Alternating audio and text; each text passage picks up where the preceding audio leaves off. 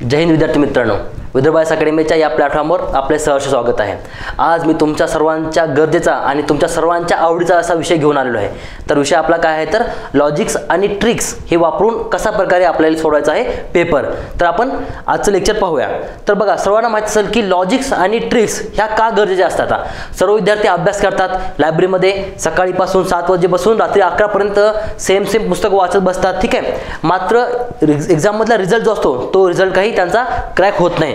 तर तशा वेळेस ना ह्या गोष्टी गरजेच्या पडतात, त्या म्हणजेच लॉजिक्स आणि ट्रिक्स। तर नेमक्या ह्या लॉजिक्स म्हणजे काय असते, कारण की भरपूर विद्यार्थ्यांना नेमकं लॉजिक लावा सांगितलेलं असते, परंतु लॉजिक म्हणजे काय हेच माहित नसते। तर त्यावेळेस आपल्याला लॉजिक म्हणजे काय हे सुद्धा समजून घ्यायचं आहे। आणि सोबतच टॉपर्स विद्यार्थी कोणत्या ट्रिक्स वापरतात ज्यामुळे त्यांना चांगल्यातले चांगले मार्क भेटतात, ठीक आहे। कारण की तुम्ही जेव्हा अभ्यास करताना तुम्हाला जेव्हा उदाहरणामध्ये आपण कट ऑफ पाहिला एखादा मागचा राज्यसेवेचा जर कट ऑफ पाहिला आपण तर समथिंग 108 लागला होता। तर 108 कट ऑफ जर पाहिला तर विद्यार्थी आहे ना जवळपास 120-125 पर्यंत मार्क घेतात। आणि काही चांगले अभ्यास केलेले जे विद्यार्थी आहेत त्यांचे मार्क 90 ते 100 मध्ये राहतात, ठीक आहे। आणि त्यांचा कट ऑफ 5-6 मार्काने अडकून बसतो, ठीक आहे। त्यांच्यामध्ये आणि टॉपर्समध्ये नेमका काय फरक असतो, तर तो फरक असतो त्यांनी वापरलेले त्यांचे लॉजिक आणि त्यांनी वापरलेले त्यांच्या ट्रिक्स, ठीक आहे। तर तुमचा जो कट ऑफ आहे त्या कट ऑफ पेक्षा जास्त 10 ते 15 मार्क तुमचा स्कोर जाण्यासाठी ह्या लॉजिक आणि ट्रिक्स तुम्हाला मदत करणार आहेत, ठीक आहे। कारण की पुण्यासारख्या ठिकाणी जे विद्यार्थी ग्रुप स्टडी करतात, ठीक आहे, ज्या विद्यार्थ्यांना चांगला अनुभव आहे त्या विद्यार्थ्यांना ह्या लॉजिक्स आणि ट्रिक्स पहिल्याच वेळेस माहीत असतात, ठीक आहे। काही विद्यार्थ्यांना माहीत नसते। उदाहरणामध्ये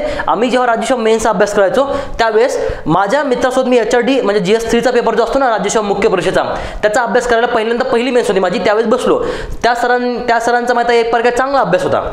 त्यांनी पुण्यामध्ये काही दिवस राहून आले होते आणि तो जो HRDचा पेपर आहे ते नॉर्मल लेवलला ट्रिक्सच्या बेसिसला म्हणजे एक प्रकारे लॉजिक वापरून काय करायचे, चांगल्यातला चांगला स्कोर क्रॅक करायचे। आणि मी काय करायचो, रट्टापट्ट अभ्यास करायचो आणि खूप कमी मार्क मला भेटायचे। मग काय झालं, सरांनी मला समजून सांगितलं की नेमके अशा प्रकारे तुम्हाला अप्रोच ठेवावं लागतं पेपर सोडत असताना, अशा प्रकारचे तुम्हाला लॉजिक वापरावं लागतं, अशा प्रकारच्या ट्रिक्स तुम्हाला वापरावं लागतात। आणि त्या ट्रिक्स वापरल्यानंतर मला काय झालं, एक प्रकारे अचानक 31 मार्काचा काय झाला माझा तो पेपरमध्ये बूस्टअप झालेला होता, ठीक आहे। मग तेव्हा मला समजलं की नाही, अभ्यासाच्या पलीकडची काही वेगळी दुनिया आहे आणि ती दुनिया म्हणजे काय असते, लॉजिक्स आणि ट्रिक्स, ठीक आहे। आता बघूया आपण नेमका लॉजिक्स आणि ट्रिक्सचं सेशन। तत्पूर्वी पहा, मी विदर्भ आयएस अकॅडमीमध्ये मी आणि वृषाली मॅडम यांनी काय केलेलं आहे, मंथली ग्रीन बुक विश्लेषणचा कोर्स लॉन्च केलेला आहे। त्यामध्ये तुम्हाला 2023 या वर्षाचे म्हणजेच जानेवारी 2023 ते डिसेंबर 2023 चे जवळपास 12 महिन्याचे आणि आता हे जानेवारी फेब्रुवारी झालेलं आहे, तर हे 14 महिन्याचे तुम्हाला ऑलरेडी त्या ठिकाणी ह्या कोर्समध्ये व्हिडिओज अवेलेबल आहेत। हा कोर्स परचेस केल्यानंतर तुम्हाला 2024च्या प्रत्येक महिन्याची सुद्धा ग्रीन बुकचं विश्लेषण भेटणार आहे। ग्रीन बुक म्हणजे काय तर विदर्भ आयएस अकॅडमी मार्फत दर महिन्यासाठी तुम्हाला माहिती असेल की एक ग्रीन बुक निघते आणि ते ग्रीन बुकचं विश्लेषण तुम्हाला भेटणार आहे, ठीक आहे। तर तुम्ही विदर्भ आयएस अकॅडमीच्या ॲपवर आपला कोर्स काय करू शकता, परचेस करू शकता, ठीक आहे। तर बघा, आपलं सेशन स्टार्ट करण्यापूर्वी तुम्हाला एक मुद्दा सांगतो, ह्या ट्रिक्सचा वापर कधी करायचा। नाही तर काय करताल, तुमच्या हातामध्ये सेंटरला गेल्यानंतर पेपर आला की तुम्ही लगेच आपल्या ट्रिक्स ध्यानामध्ये ठेवताल आणि त्या ट्रिक्सवरच काय करताल, पेपर सोडायला बसाल। तर तसं करायचं नाही। या ट्रिक्स कधी वापरायच्या तुम्हाला माहिती आहे का, ज्या ठिकाणी येतच नाही, ज्या ठिकाणी काही येत नाही, ज्या ठिकाणी आपणास काही येत नाही त्या ठिकाणीच काय करायचं आहे, ह्या ट्रिक्स वापरायच्या आहेत। म्हणजे ज्या ठिकाणी अभ्यास संपतो, ठीक आहे, ज्या ठिकाणी अभ्यास संपतो त्या ठिकाणी आपल्याला काय करायच्या, या ट्रिक्स वापरायच्या आहेत। जेवढे प्रश्न आहेत तेवढे काय करायचं, आपल्याला आपल्या अभ्यासावर सॉल्व्ह करायचे आहेत। मी अभ्यासाच्या साईडचा विद्यार्थी आहे किंवा टीचर असं म्हणू शकतो, ठीक आहे। मात्र तुम्हाला ह्या लॉजिक्स पण गरजेच्या आहेत किंवा ह्या ट्रिक्स पण गरजेच्या आहेत। मात्र जिथं तुमचा अभ्यास संपतो, ज्या ठिकाणी तुम्हाला अभ्यासावरून तो प्रश्न सुटत नाही त्या ठिकाणी काय करायचे, ह्या ट्रिक्स आणि हे लॉजिक्स वापरायचे आहेत। लॉजिक्स आपण लेक्चरच्या जवळपास शेवटच्या 20-30 मिनिटांमध्ये घेणार आहे। तत्पूर्वी आपण काय करणार, ट्रिक्सवर जास्त फोकस करणार आहे।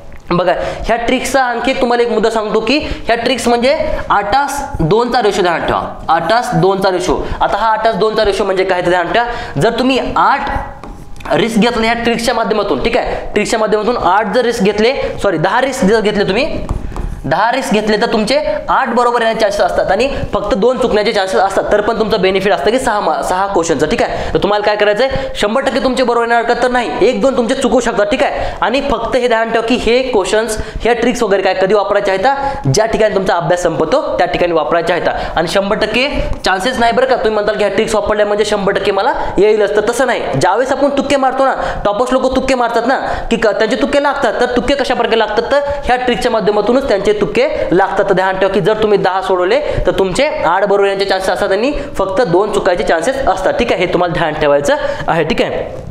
चला आपण प्रश्न पाहूया, ठीक आहे. प्रश्नाला कोणती ट्रिक लागते हे पाहूया आणि तशा प्रकारे आपलं सेशन स्टार्ट करूया, ठीक आहे.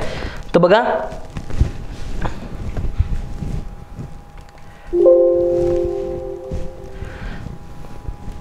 पहिलाच क्वेश्चन बघा. मी राज्यसेवा 2022 आणि 2023 आणि कंबाईन 2022 आणि 2023 काय केलं एक प्रकारे यामध्ये क्वेश्चन घेतलेले आहेत. ह्या 4 पेपरमधलेच क्वेश्चन तुम्हाला उदाहरणादाखल घेतलेले आहेत. बघा, पहिलाच क्वेश्चन आहे, अमिबा हा प्रोटोझोन प्राणी आहे, ठीक आहे. अमिबा हा प्रोटोझोन प्राणी आहे कारण.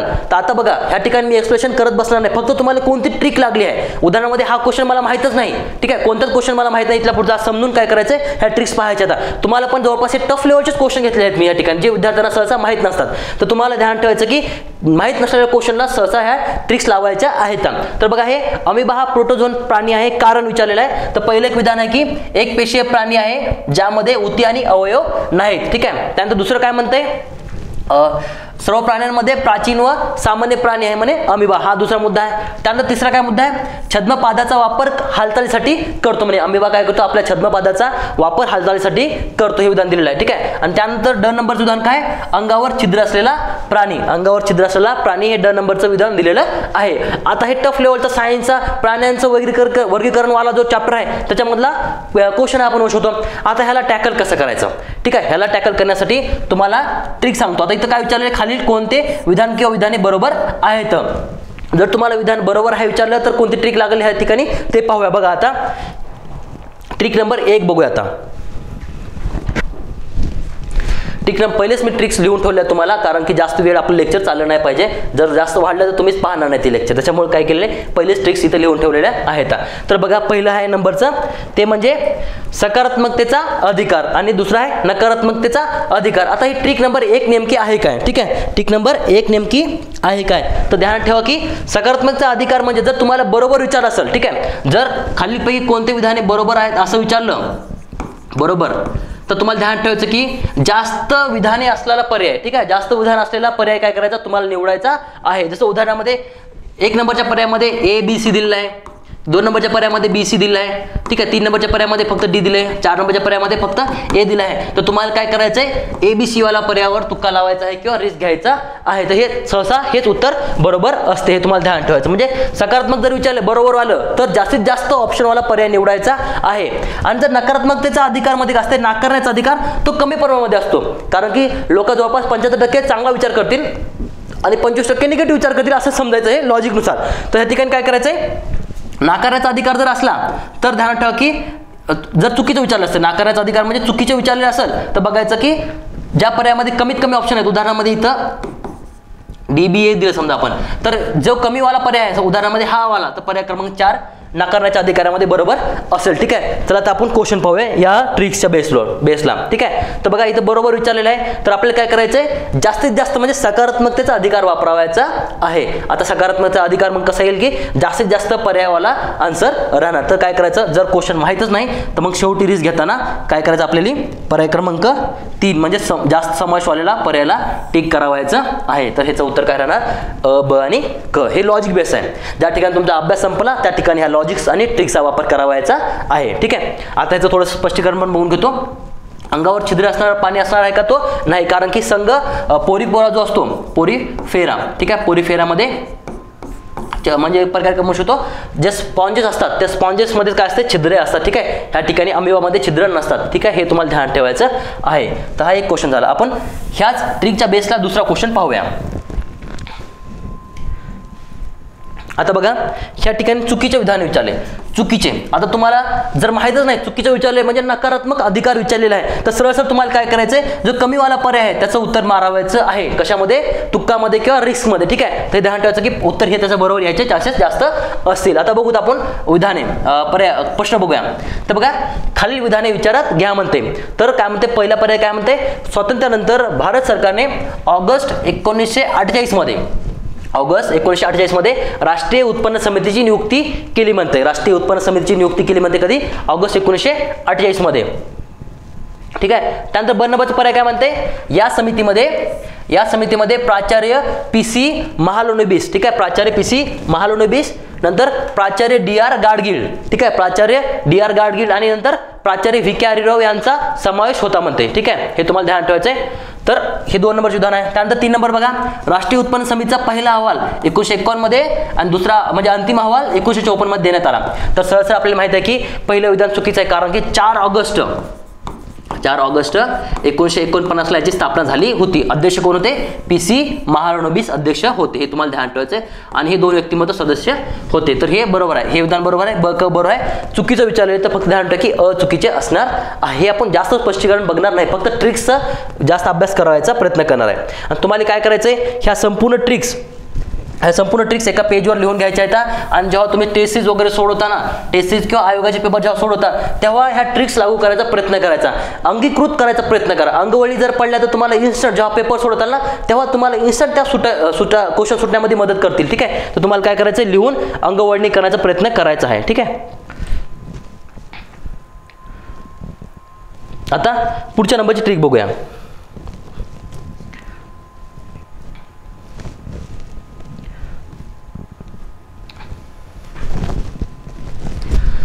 तर बघा, स्पष्टीकरण करून दिले असेल तर, ठीक आहे, स्पष्टीकरण करून दिले असेल तर बघा त्याच्यामध्ये 2 प्रकारचे स्पष्टीकरण असतात. एक आहे कंसात स्पष्ट करून दिले असेल तर, आणि एखादा पर्याय जास्त स्पष्ट केला असेल तर. कंसात स्पष्ट करून दिला असेल तर आणि एखादा पर्याय जास्त स्पष्ट करून दिला असेल तर. तर काही ठिकाणी तुम्ही पाहिलं असेल की आयोग काय करते, उत्तर देताना कंसामध्ये स्पष्ट करून देते की सुरुवातीला नाव वगैरे काही तर देते समजा, आणि त्याचं स्पष्टीकरण कंसामध्ये देते. हे एक राहील तर त्या ठिकाणी तेच पर्याय उत्तर बरोबर असण्याचे चान्सेस वाढतात, ठीक आहे. तर तुम्हाला काय करायचंय, कंसात स्पष्ट केलेलं असेल तर ते उत्तर टिक करायचं आहे. जर क्वेश्चन माहितच नसेल तर हे पहिले डोक्यात ठेवा. क्वेश्चन माहित नाही त्या ठिकाणीच लावायचं, नाही तर तुम्हाला क्वेश्चन माहित असेल आणि तुम्ही तर पण ह्या ट्रिक्स लावताल तर तुमचे मार्क्स त्या ठिकाणी जातील, बरं का, हे तुम्हाला ध्यान ठेवायचं आहे. आता बघा दुसरा आहे, एखादा पर्याय जास्त स्पष्ट किंवा इलॅबोरेट करून दिला असेल तर काय करता आयोग, कधी कधी एक पर्याय आहे समजा, दुसरा पर्याय आहे, तिसरा पर्यायाला जास्त इलॅबोरेट करून देते, स्पष्ट करून देते, ठीक आहे. चौथा पर्याय थोडासा कमी म्हणजे असं स्पष्टीकरण करून देते. तर तसं उत्तर काय करायचं, जो जास्त स्पष्टीकरण करून दिलेला आहे तो उत्तर घ्यावायचं आहे. आणि ह्या बेसवर आपण काय करणार आहे, क्वेश्चन पाहणार आहे. बघू आता 4 नंबरचा क्वेश्चन आहे, सॉरी 4 नंबर मला आपण आता आहे बघूया. मालविकाग्नी मित्र, कोणतं, मालविकाग्नी मित्र या प्राचीन नाटकात कोणत्या 2 राजघराण्यांच्या वैवाहिक संबंधावर प्रकाश पडतो म्हणे. कोणत्या 2 राजघराण्यांच्या वैवाहिक संबंधावर प्रकाश पडतो असं विचारलेलं आहे. तर बघा पर्याय क्रमांक 1 मध्येच काय केलं, आपली ट्रिक लागू पडते, कंसामध्ये स्पष्ट करून दिलं आहे. आयोगाचं म्हणणं काय की सरळ सरळ पहा म्हणे, इथंच मी उत्तर करून दिलं आहे, तुला फक्त टिक करायचं आहे, गोल करायचं तुझं राहिलेलं आहे. फक्त मी तुला डायरेक्ट सांगितलेलं आहे की उत्तर नेमकं कुठं आहे, तर कंसामध्ये स्पष्ट करून दिलेलं आहे तेच उत्तर आहे. आयोग असं का करते की तुम्ही काय केलं पाहिजे, डबल जेव्हा आन्सर केल तेव्हा त्याच्यावर ऑब्जेक्शन घेतले गेले नाही पाहिजे, ठीक आहे. तर ते करते. समजा विदर्भलाच जास्त करून यज्ञसन सुद्धा म्हणलं जाते ना घराने, त्याच्यामुळे तर हे चान्स आहे की यज्ञसन वर काय करू शकतो, पुरं एक प्रकारे ऑब्जेक्शन घेतील ना, त्याच्यामुळे आयोग पहिले स्पष्ट करून देते आणि त्याच्यामुळे तेच उत्तर असते, ठीक आहे. त्याच्यामुळे काय करायचं, आपल्याला ही ट्रिक्स वापरायची आहे, ठीक आहे. मालविकाग्नी मित्र जो नाटक आहे ते कुणा लिहिलेलं आहे, कालिदास यांनी लिहिलेलं आहे, कालिदासांनी लिहिलं आहे. आणि हे जे शुंग होते तर पुष्यमित्र जे आहेत, पुष्यमित्र शुंग घराण्याचे राजे होते. पुष्यमित्र शुंग यांचा मुलगा होता कोण, तर म्हणून सुद्धा आपण मालविका अग्निमित्र जे होते ना पुष्यमित्र शुंग यांचे पुत्र होते, ठीक आहे. आणि त्यांची राणी होती, त्या राणीच्या दासीचं नाव होतं मालविका. आणि त्यांच्यासोबत त्यांचे जे प्रेम संबंध होते किंवा प्रेम प्रकरण जे होते त्या प्रेम प्रकरणावर काय केलं, एक प्रकारे हा मालविकाग्नी मित्र कालिदासाने लिहिलेला ग्रंथ आहे असं आपण म्हणू शकतो, ठीक आहे. एवढं तुम्हाला ध्यानात ठेवायचं आहे. चला आपण पुढचा क्वेश्चन बघूया. आपल्या 2nd नंबरच्या ट्रिक्सवर बेस आहे आपण म्हणू शकतो याचा. परत तेच बघा इथं पण कंसामध्ये स्पष्ट करून दिलेलं आहे. तर महाराष्ट्रातील मानवी वसाहतीच्या दृष्टीने मध्याश्म युग आणि ताम्रपाषाण युगाच्या संदर्भासाठी येथे संशोधन करण्यात आलेले आहे, ठीक आहे. तर कोठे संशोधन करण्यात आले, डायरेक्ट स्पष्ट करून दिले म्हणून जळगाव, पुणे, हातकंबा, ठीक आहे. तर ह्या ठिकाणी तुम्हाला काय करायचं, वरीलपैकी सर्व मारावायचं आहे, ठीक आहे. तर स्पष्ट करून दिलेलं आहे, सगळे ताम्रपाषाण संस्कृतीचे हे ठिकाणं आहेत महाराष्ट्रामधील, ठीक आहे. तर वरीलपैकी सर्व आहे. पॉझिटिव्ह आहे, सकारात्मकतेचा हक्क सुद्धा इथं वापरला जाऊ शकते, कारण की नाकारण्याचा हक्क कमी असतो तर सकारात्मकतेचा हक्क जो असतो तो जास्त प्रमाणात वापरायचा असतो. तर या ठिकाणी सगळे पॉझिटिव्ह आहेत, त्याच्यामुळे पर्याय क्रमांक 4 याचं उत्तर असणार आहे. त्यानंतर आपले जे स्पष्टीकरणामध्ये ट्रिक होती की एखादं विधान जास्त स्पष्ट करून दिलं असेल तर ते उत्तर पर्याय उत्तर काय राहते ते तोच पर्याय उत्तर राहते. ठीक आहे. आता बघा अन्नपूर्णा योजना, अन्नपूर्णा योजनेचे लाभार्थी कोण आहेत विचारले. आता समजा तुम्हाला योजना माहीतच नाही तर तुम्हाला काय करायचंय, माहीत नसलेल्या वेळी जो जास्त स्पष्ट करून दिलेला आहे तो काय राहील, उत्तर राहील. तर पर्याय क्रमांक 3 याचं उत्तर असायचे चान्सेस आहेत. तर उत्तर ह्याचं तेच आहे. ठीक आहे. तर ही जी अन्नपूर्णा योजना आहे कधीची आहे, 2001ची आहे, 2000ची आहे. ठीक आहे. 1 एप्रिल 2000ची आहे योजना. तर या ठिकाणी राष्ट्रीय वृद्धापकाळ निवृत्ती वेतन योजनेखाली ज्यांना लाभ भेटला नाही त्या ज्येष्ठ नागरिकांना 10 किलो अन्नधान्य दिलं जाते. तर ही योजना आहे. ठीक आहे. ह्याच्यामुळे तुम्ही ध्यान ठेवायचं की या ठिकाणी त्यांनी काय केले असते, वृद्धांना 10 किलो अन्नधान्य सरळ तेवढं लेवलला देऊ शकले असते. मात्र त्यांनी काय केले, उत्तर तुम्हाला सांगण्यासाठी एवढं स्पष्टीकरण करून दिलेलं आहे. तर आन्सर काय राहील मग याचं, हेच आन्सर राहणार आहे. ठीक आहे. तर अशा तुम्ही इम्प्लिमेंट करू शकता ट्रिक्सचा. त्यानंतर पुढचं बघू, लॉजिक लागते का, ट्रिक्स लागते का. परत या ठिकाणी बघा 2016ची जी एन के सिंग कमिटी होती ती कमिटी कशा संबंधित होतं विचारलं. थोडासा ऑड क्वेश्चन होता, सर्वांना माहित आहे. ठीक आहे. कारण की एन के सिंग आपल्याला वाटतात की वित्त आयोगासंबंधित आहेत. भरपूर सारे विद्यार्थ्यांनी काय केलं होतं, 14वा वित्त आयोगच उत्तर टिक केलं होतं, 14वा वित्त आयोग. ठीक आहे. मात्र तुम्हाला ध्यान ठेवायचं की एन के सिंग हे 15 वित्त आयोगाचे अध्यक्ष होते. एन के सिंग कोणत्या 15 वित्त आयोगाचे अध्यक्ष होते. 14वा येणार का नाही, 12वा येणार का नाही, 12वी पंचवर्ष योजना पण येणार नाही. तर जास्तीत जास्त स्पष्ट करून दिलेला कोणता कायदा होता, physical responsibility and budget management. ठीक आहे. FRBM ऍक्ट संबंधी ही समिती होती. ठीक आहे. तर बरोबर आहे, 4 नंबरचा पर्याय राहणार आहे. समजलं. त्यानंतर पुढचा क्वेश्चन बघूया. आता पुढची ट्रिक बघू ह्या क्वेश्चनसाठी.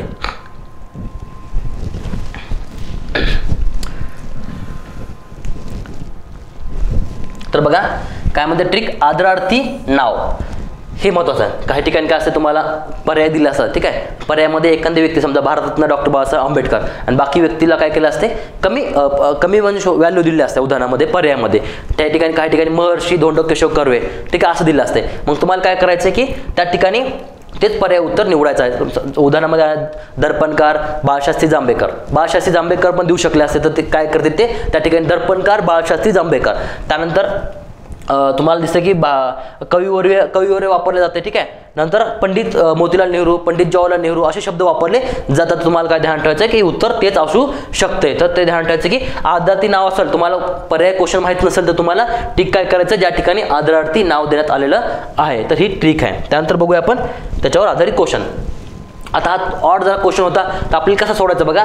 दांडी यात्रेचा उल्लेख रामाचा लंकेवरील ऐतिहासिक मोर्चा, रामाचा लंकेवरील ऐतिहासिक मोर्चा असे कोणी केलं असं विचारलं होतं. तर बघा तुम्हाला काय करायचंय, हे टफ लेवलचा क्वेश्चन होता, कुणाला टॅकल होण्याचे चान्सेस कमी असतील. तर आपल्याला काय करायचंय, आपली ट्रिक घेऊन जायची आहे. तर सरळ ज्या ठिकाणी जास्त अनालिसिस केलेलं आहे, पंडित मोतीलाल नेहरू आणि आप्पासाहेब पटवर्धन. आप्पासाहेबाचं नावच आप्पासाहेब पटवर्धन जास्त वापरलं गेलं आहे, त्याच्यामुळे आदरार्थी आहे का असं म्हणू शकतो का, तर नाही. तर सरळ काय म्हणू शकतो, पंडित मोतीलाल नेहरू. मोतीलाल नेहरू लिहितात भरपूर ठिकाणी, पण ह्या ठिकाणी पंडित मोतीलाल नेहरू वापरलेलं आहे. तर ध्यान ठेवा की हेच उत्तर आहे. तर मग अशा प्रकारे तुम्ही हे करू शकता, आदरार्थी नाव देण्यात आलेलं आहे. ठीक आहे. आता पुढची ट्रिक बघू आपण.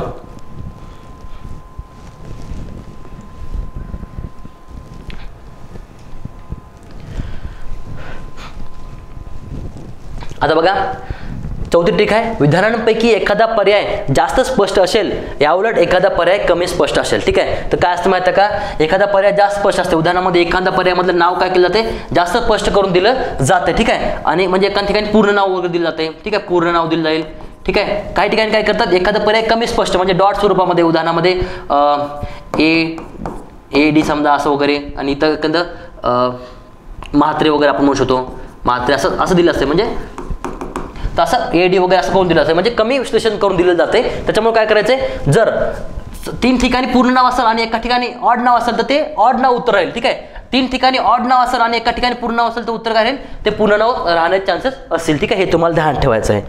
तर इथं बघा मानवी भूगोलाचे जनक कोण आहेत, डॅश मध्ये विचारलेलं आहे. तर ह्या ठिकाणी बघा इथं काय केलंय, पर्याय क्रमांक 3 जास्त स्पष्ट करून दिलेला आहे, विडाल दी ला ब्लास. काही ठिकाणी माहिती आहे का तुम्हाला, मेन्स मध्ये यांना फक्त ब्लास्ट पण वापरलेलं आहे, फक्त ब्लास्ट. मात्र आयोगाला काय म्हणायचं, हेच तुमचं उत्तर आहे. तर तुम्हाला काय करायचंय, विडाल डी ला ब्लास असं वापरलेलं आहे. तर पूर्ण नाव ह्यांचं ऍक्च्युअल मध्ये पॉल विडाल डी ला ब्लास असं आहे. ठीक आहे. हे खूप ध्यान ठेवा, फ्रेंचचे व्यक्तिमत्व आहे, ते फ्रेंच आहेत, फ्रान्सचे. ठीक आहे. आणि हे मानवी भूगोलाचे जनक आहेत. ॲक्च्युअलमध्ये मानवी भूगोलाचे 2 जनक मानले जातात. त्याच्यामध्ये एक आहेत फ्रेडरिक रायटझेल सुद्धा आहेत. फ्रेडरिक रायटझेल ॲक्च्युअलमध्ये ह्यांना आधुनिक मानवी भूगोलाचे जनक सुद्धा म्हणलं जाते. ठीक आहे, मेन्सचा क्वेश्चन त्यांनी इथं टाकला होता. तर ह्याचं काय जास्त स्पष्टीकरण केलेलं उत्तर इथं राहील. तर पुढचा आणखी यावर आधी भेटते का बघूया. इथं बघा सेम दुसरा की युद्धकाळामध्ये गाजवलेल्या असामान्य शौर्याबद्दल 2021 मध्ये अशोक चक्र हा सन्मान कुणाला मरणोत्तर प्राप्त झाला होता असं विचारलेलं आहे. तर ध्यान ठेवा की ASI बाबूराम. ह्या ठिकाणी काय केले, 3 नावापैकी एक नाव केलं, काय केलं त्याने डॉट डॉट मध्ये दिलेलं आहे. आपण आताच पाहिलं ना डॉट डॉट वालं. तर ह्या ठिकाणी काय केले, डॉट डॉट वालं नाव उत्तर असणार. ठीक आहे, या ठिकाणी म्हणतात तुम्ही हे पूर्ण नाव आहे. तर हे मुस्लिम समुदायाच्या व्यक्तिमत्वाचं अशा प्रकारेच नाव दिलं जाते. त्याच्यामुळे ते पूर्ण नाव आहे का, तर नाही. तर पूर्ण नाव कोणतं आहे, म्हणजे डॉट मध्ये नाव असणार कोणतं आहे, ASI बाबूराम. तर हे व्यक्तिमत्व तुम्हाला ध्यान ठेवायचं आहे. 2022ला यांना काय केलं, जवळपास 2021ला अशोक चक्र हा सन्मान दिलेला आहे मरणोत्तर. हे तुम्हाला ध्यान ठेवायचं आहे. ठीक आहे, एक्झामिनेशन महत्त्वाचं आहे. ते खूप प्रसिद्ध व्यक्तिमत्व होते. यांनी चांगल्या प्रकारे कामगिरी बजावल्यामुळे एक प्रकार म्हणू शकतो काय केलं, यांना अशोक चक्र हा दिलेला आहे. ठीक आहे, पुढचं बघू आपण.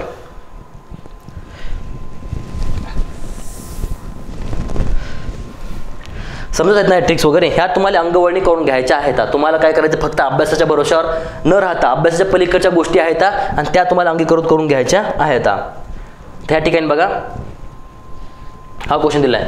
तर राष्ट्रीय वित्तीय अहवाल प्राधिकरण म्हणजेच NFRA, राष्ट्रीय वित्तीय अहवाल प्राधिकरण NFRA चे अध्यक्ष म्हणून कोणाची नियुक्ती करण्यात आली आहे. NFRA चे अध्यक्ष म्हणून कोणाची नियुक्ती केली आहे. ह्या ठिकाणी जे पूर्ण नाव आहे, आपली ट्रिक काय म्हणतात तेच यूज करायचं आहे की विधानापैकी एखादा पर्याय जास्त स्पष्ट असेल म्हणजे पूर्ण नाव असेल. ठीक आहे, तर पूर्ण नाववाले तुम्हाला सहसा टिक करायचं आहे, अजय भूषण पांडे. ठीक आहे, अजय भूषण पांड्याचं उत्तर असणार आहे. ठीक आहे, पुढचं बघा. ट्रिकवर आधारित आपण पाहूया, जास्त नाही. आता यासाठी पुढची ट्रिक बघा.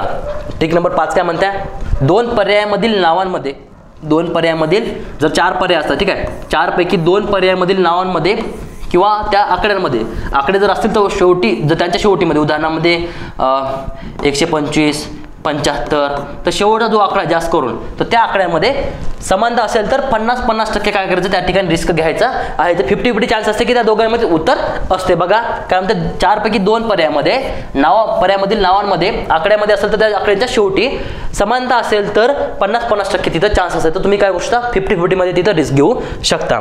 तर आता बघा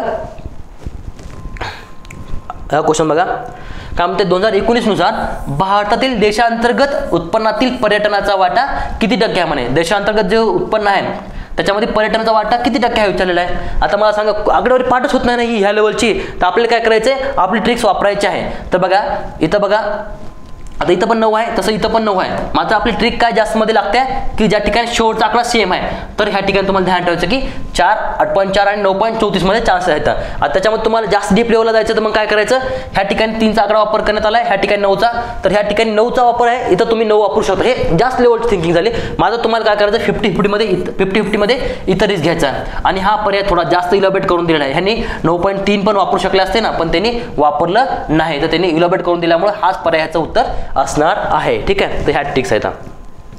रिस्क पण तेवढा जास्त आहे आणि त्या ठिकाणी तुम्हाला मार्क्स पण तेवढे बोनसमध्ये भेटतील. ठीक आहे, तर 8:2चा रेशो मधले हे टफ लेवलचे क्वेश्चन आपण म्हणू शकतो. आता इथं पुढे पण बघा, पुढीलपैकी विजोड व्यक्ती ओळखा. तो विजोड व्यक्ती ओळखा. आता तुम्ही इथं कंसामध्ये स्पष्ट केलं आहे, तर कंसामध्ये हे लॉरा हे नाव महिला आहे हे समजण्यासाठी दिलेलं आहे, तर ते वेगळं स्पष्ट करून दिलेलं नाही ध्यानात ठेवा. तर फक्त सौ का असं दिले, महिला आहे हे नाव यामुळे दिलेलं आहे. हे स्पष्ट केलं आहे का, तर नाही. आता विजोड आपलं ट्रिक काय म्हणते, 2 पर्यायामधील नावांमध्ये समानता. 2 पर्यायामध्ये शेवटचे जे साने गुरुजी आहेत आणि हिरवे गुरुजी, त्या दोघांमध्ये आपल्याला विजय व्यक्ती ओळखायची आहे. तर हे तुम्हाला ध्यान ठेवायचं. त्याच्यामध्ये काय आहे, साने गुरुजी क्रांतिकारक मध्ये महत्त्वाचे होते, तर हे साने गुरुजी याचा पर्याय असणार आहे. तर 50-50 मध्ये जास्त जे ओळखीचे आहेत आपल्या त्यांच्यासोबत रिस्क घ्यायचा आहे. ठीक आहे, तर ह्याचे उत्तर काय राहील, साने गुरुजी असं राहील. तर 50-50चा गेम आहे इथं.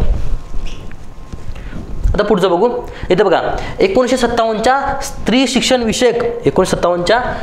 विषयक राष्ट्रीय आयोगाच्या अध्यक्षा कोण होत्या? अध्यक्षा कोण होता असं विचारलेलं आहे. तुम्हाला काय करायचं आहे, आपल्या टेक्स्ट शोधायचं दुर्गाबाई देशमुख आणि दुर्गाबाई भागवत, ह्याच्यामुळे तुम्हाला वापरायचं आहे. आणि तुम्ही जर थोडासा अभ्यास केला असेल तर हे व्यक्तिमत्व तुमच्या ओळखीचं पण असेल. दुर्गाबाई देशमुख सी डी देशमुखांची पत्नी होती. ठीक आहे, सी डी देशमुखांची पत्नी, खूप फेमस पर्सनॅलिटी झालेल्या आहेत ह्या, हे तुम्हाला ध्यान ठेवायचं. तर याचं उत्तर काय दुर्गाबाई देशमुख. 50-50चा खेळ आहे इथं.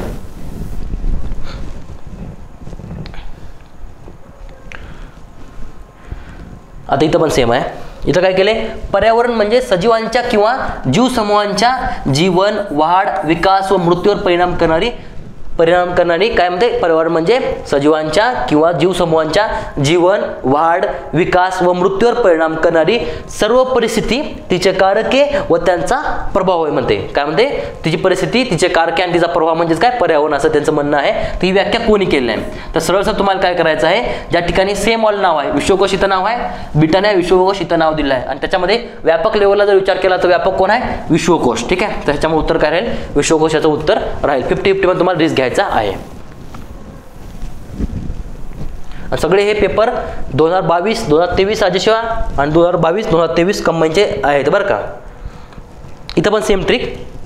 पंडिता रमाबाईंना ब्रिटिश सरकारने कोणता खिताब दिला होता? तर कैसरे लेडी आणि कैसरे इंडियन सुपर लेडी हे तर कट झालं. ठीक आहे, आपल्याला माहित असायला पाहिजे की तुम्ही म्हणताल की इथं पण कैसरे लेडी आहे आणि इथं पण लेडी शब्द आहे, पण त्या ठिकाणी चान्स काही कैसर 3 ठिकाणी आहे, तर हा पर्याय तर कट झाला. ठीक आहे, त्याच्यामध्ये हिंद आणि हिंदू हे ठीक आहे, परंतु हिंदू देणार आहेत का त्यांना?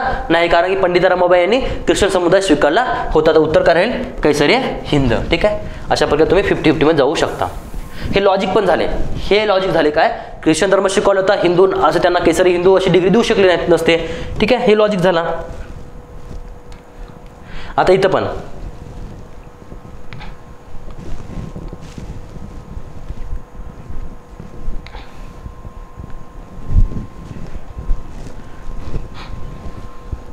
आता हे बघा,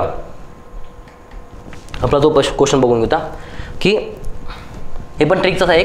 2020 मध्ये लॉकडाऊन दरम्यान काय झालं, कृषी आणि शेतकरी कल्याण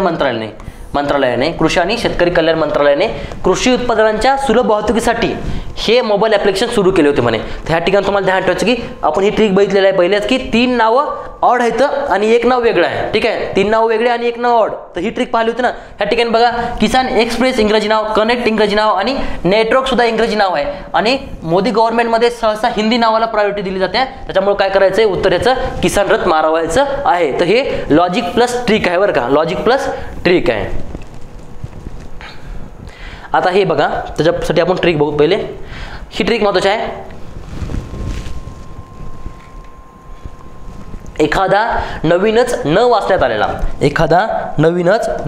आलेला अहवाल किचकट आकडेवारीसोबत जर पर्यायामध्ये क्वेश्चनमध्ये विचारला असेल तर वरीलपैकी सर्व मारायचं बिंदासमध्ये. 4 मारले तर तुमचे 1 चुकल, तर तुम्ही रिस्क घेऊ शकता त्या ठिकाणी. कारण की हा अहवाल तुम्हाला पाठच नसते. असरची आकडेवारी विचारली जाते, तुम्हाला SDGची आकडेवारी विचारली जाते, तुम्ही कसं काय सोडवणार आहे? तुम्हाला काय करायचं, ह्या ठिकाणी लॉजिक बेस जायचं की आयोग सहसा ह्या ठिकाणी वरीलपैकी सर्वच उत्तर देते. तर ठीक आहे, तर बघा हे पण विचारले. नीती आयोगाचा चिरंतन विकास उद्दिष्टे निर्देशांक अहवालाप्रमाणे 2020-21चा भारताची उद्दिष्टनिहाय कामगिरी असे दर्शवते म्हणे. आता एक किचकट लेवलची आकडेवारी होती, तर सहसा तुम्हाला काय करायचंय, पर्याय योग्य आहे विचारले तर दोन्ही पर्याय योग्य असणार आहे. ठीक आहे, तर हे झालं. दुसरा बघा, सेम इथं पण काय केले, दारिद्र्यात घट आणि उपजीविका प्रोत्साहन यासाठी भारत सरकार बरोबर संयुक्त राष्ट्रीय विकास कार्यक्रमाने काय केले, खालीलपैकी कोणत्या कार्यक्रमांना पाठबळ दिलं आहे असं विचारलंय. तर हे तुम्हाला माहित नसताना ह्या ठिकाणी तुम्हाला काय करायचं, वरीलपैकी सर्व. हे अहवाल किचकट स्वरूपाचे असते, त्याच्यामुळे डायरेक्ट आन्सर करायचं आहे. आता पुढची ट्रिक बघूया आपण.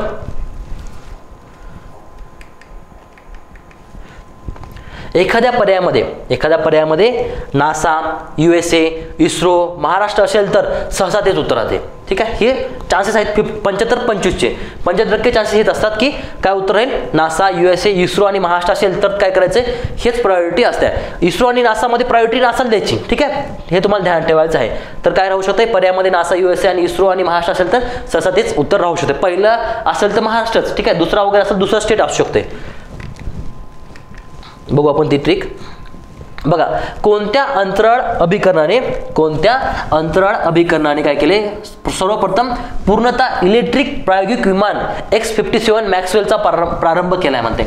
X-57 मॅक्सवेलचा प्रारंभ केलाय. आता बघा या ठिकाणी इस्रोला इलॅबोरेट करून दिलं, स्पष्ट करून दिलेलं आहे. आपण लॉजिकनुसार इथं जाऊ शकतो, पण आपल्याला काय ध्यानात ठेवायचं की जर अशा प्रकारचं विमान बनवण्यात आलं असतं, कशाचं, पूर्णतः इलेक्ट्रॉनिक प्रायोगिक विमान, तर सगळ्या भारतभरामध्ये त्याच टीव्ही चॅनलवरतीच असतं, मोदी गव्हर्नमेंट मार्फत त्याचाच प्रचार केला असता, ठीक आहे, आणि आपल्या स्टेटसवर बी ते ठेवण्यात आलं असतं, आणि इस्रोचं असं आपल्याला पहिले पद झालं असतं. मग असं दुसरं कोण काम करू शकतंय, फक्त नासा काम करू शकतंय.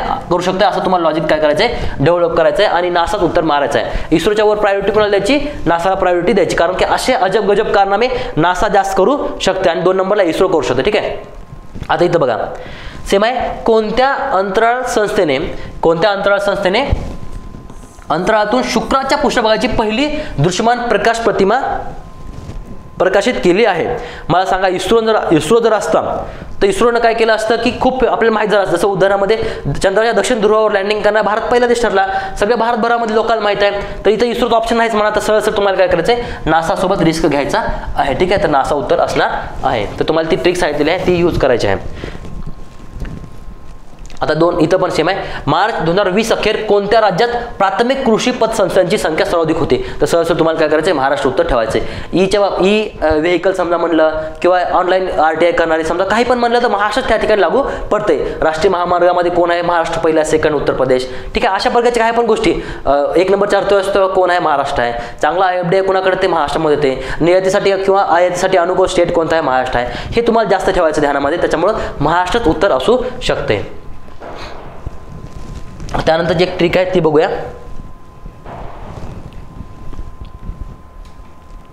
शब्दातील नावांच्या पर्यायातील शब्दाशी कनेक्ट जोडून उत्तर काढावे. आता हे नेमकं काय आहे, तर जो प्रश्न विचारला तुम्हाला माहिती आहे की प्रश्न जो विचारला ते प्रश्नामध्ये काय झालं तर फुल फॉर्म विचारला असतं. ठीक आहे, तर फुल फॉर्म किंवा एखादं नाव विचारलं जाते आणि ते कशा संबंधी आहे हे तुम्हाला लॉजिक लावायचं असतं. उदाहरणामध्ये हा क्वेश्चन बघा की कोणत्या संस्थेने आण्विक सुरक्षेवर उच्चस्तरीय क्यू मॉस्को संवाद स्थापन केला म्हणते, तर क्यू मॉस्को संवाद स्थापन केला म्हणते कोणत्या संस्थेने आण्विक सुरक्षेवर. मला सांगा, आण्विक म्हणजेच ॲटॉमिकवर सहसा ऍक्टिव्ह कोण राहू शकते, ए अक्षरवालं. तर मला सांगा इथं कुठतरी ए अक्षर आहे का, तुम्हाला दिसतंय का, तर नाही. तर इथं ध्यान ठेवा, ॲटॉमिकसाठी ए अक्षर देण्यात आलं आहे. तर इंटरनॅशनल ॲटॉमिक एनर्जी एजन्सी. ठीक आहे, इंटरनॅशनल ॲटॉमिक एनर्जी एजन्सी नाव आहे. 1957 स्थापना झालेली आहे. तर हे ध्यान ठेवायचं उत्तर काय राहील, हेच राहील. तर हे लॉजिक तुम्ही डेव्हलप करू शकता. त्यानंतर पुढचा सेम तुम्हाला असंच एक एक्झाम्पल दाखवतो. हे बघा, कोणत्या केंद्रीय मंत्रालयाने माय CGHS मोबाईल ॲप्लिकेशन लॉन्च केलं आहे. CGHS. आता याचं जर तुम्हाला माहित असतं हे काय संबंध आहे, तर लगेच तुम्ही मिनिस्ट्री कोणत्या निवडली असती. आता ह्या शब्दाला फोडायचं कसं, बघा ह्या ठिकाणी यच शब्द आहे, ह्या ठिकाणी यस शब्द आहे. तर मला सांगा, शिक्षण मंत्रालय म्हणल्यावर एज्युकेशनचा ई शब्द आहे का कुठं, तर नाही.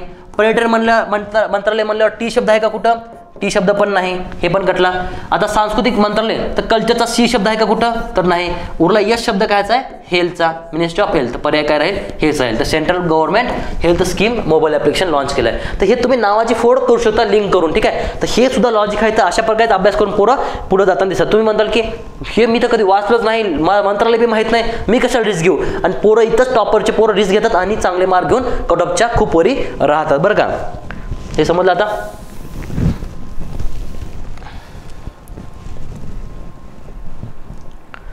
आता तुम्हाला लॉजिक संबंधी थोडक्यात सांगतो. आता हे आपल्या ट्रिक्सच्या संपला.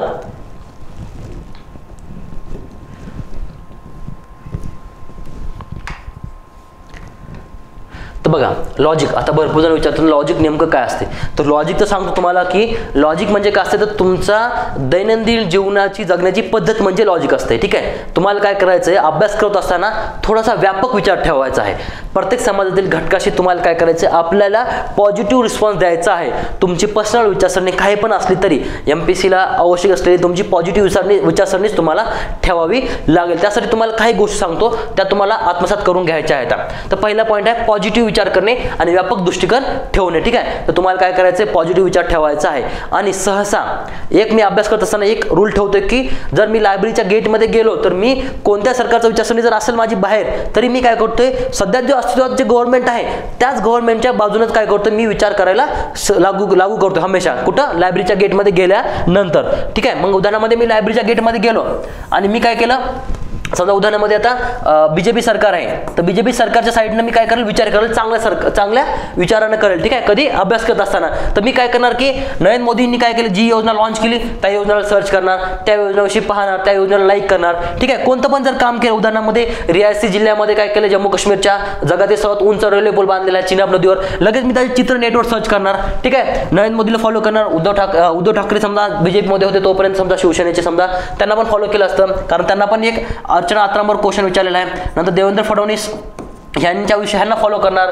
ठीक आहे, जे त्या गव्हर्नमेंट संबंध आहेत त्यांना मी फॉलो करणार. मग काय करणार, एक प्रकारे गव्हर्नमेंट विषयी मी पॉझिटिव्ह विचार करणार. त्याच्यामुळे गव्हर्नमेंट विषयीच्या सगळ्या योजना वगैरे इनडायरेक्टली मला आपोआपच पाठवून जातील. मग त्याच्यामुळे काय होईल की एखादी योजना जर टाकली तर मला लॉजिक डेव्हलप होईल. उदाहरणामध्ये काय होईल की एखाद्या स्टेट कोणत्या प्रकारची योजना लॉन्च करू शकतो, उदाहरणामध्ये गुजरातच्या योजनेचं वेगळं नाव राहील, केरळच्या योजनेचं वेगळं नाव राहील. हे एक लॉजिकच आहे ना, कारण की त्या ठिकाणची भाषा वेगळी आहे, तर तिथं काय केलं जाईल, त्या प्रकारच्या योजनेचं नाव दिले जातील. तर मला ह्या अभ्यासातून कळतंय. तुम्हाला काय करायचं, लायब्ररीमध्ये फक्त गव्हर्नमेंटच्या बाजूने विचार करायचा आहे. मग तुमचा चांगला अभ्यास होते आणि तिथूनच तुम्हाला चांगले मार्क भेटतात. ठीक आहे, नंतर व्यापक दृष्टिकोन करायचं. आपण काय करतो, संकुचित वृत्ती ठेवतो आणि काय करतो की हे चुकीचं असं म्हणूनच बसतो आणि एखादा पर्याय कट करतो. तर त्या ठिकाणी काय करायचं आहे, पॉझिटिव्ह विचार करायचा आहे, व्यापक दृष्टिकोन ठेवायचा आहे.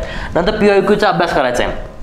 PYQचा अभ्यास आता सगळं सांगितलं ना, त्याच गोष्टी तुम्हाला PYQचा अभ्यास करायचा आहे आणि आयोग कशा प्रकारे उत्तर देते हे समजून घ्यायचं आहे.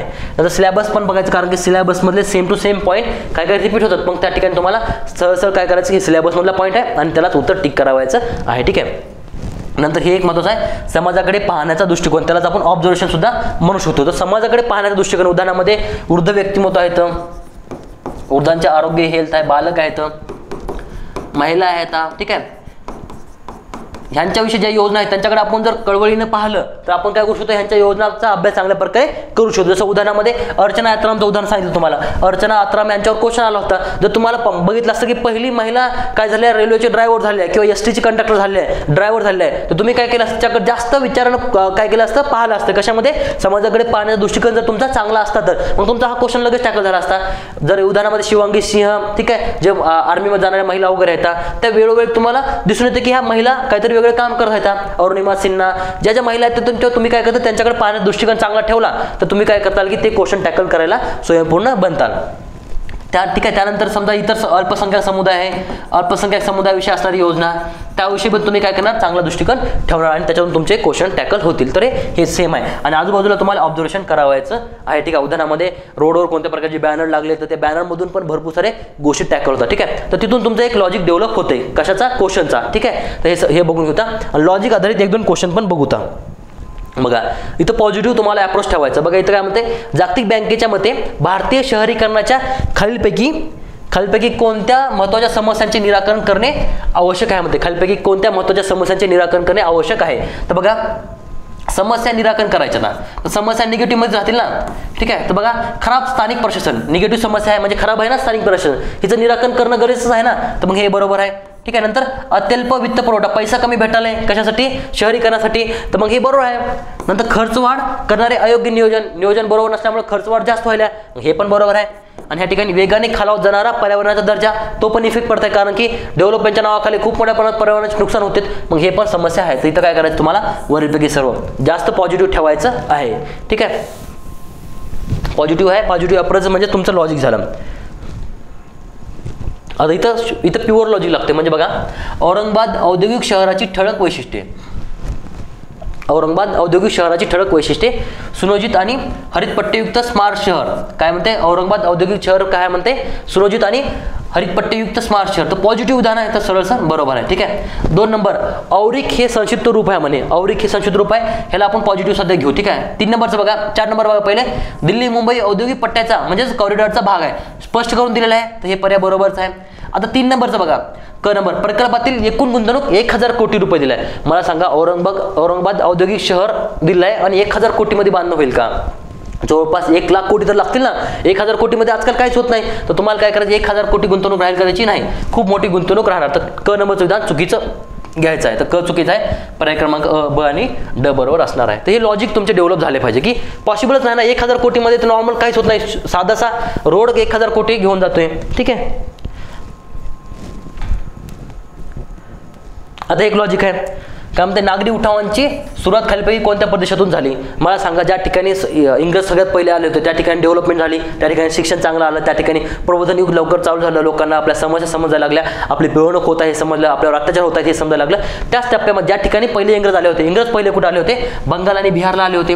मग उत्तर काय राहील? बंगाल आणि बिहार. त्या ठिकाणीच मग लोक जागृत झाले आणि त्यानंतर काय झाले, लोक एक प्रकारे आंदोलन करायला लागले. त्यानंतर महाराष्ट्रात आले होते लोक, ठीक आहे, इंग्रज वगैरे. नंतर महाराष्ट्रात लोकांमध्ये चळवळी तुम्हाला दिसून येतात. तर उत्तर काय राहील? हे वाला उत्तर राहील. अशा प्रकारे तुम्ही लॉजिक डेव्हलप करू शकता.